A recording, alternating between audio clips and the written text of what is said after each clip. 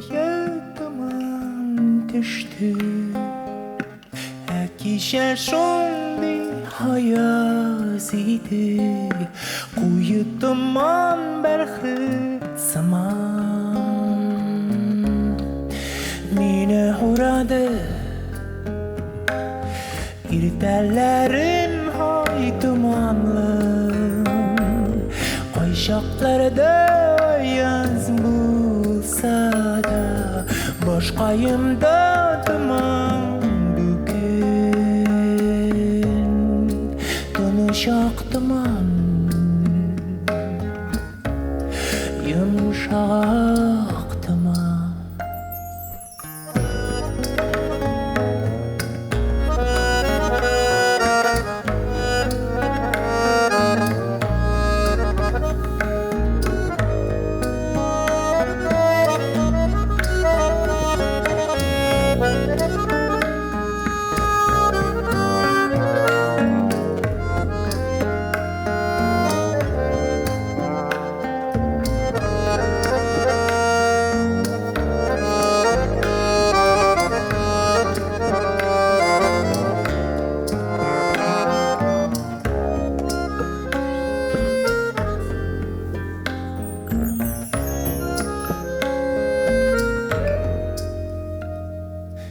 Birden kuyu duman düştü.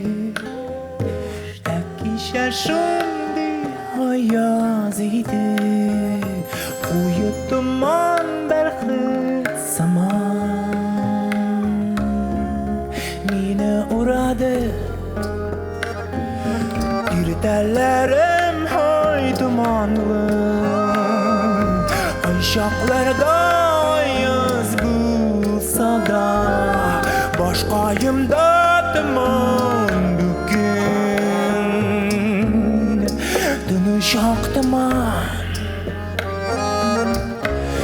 yumuşak duman.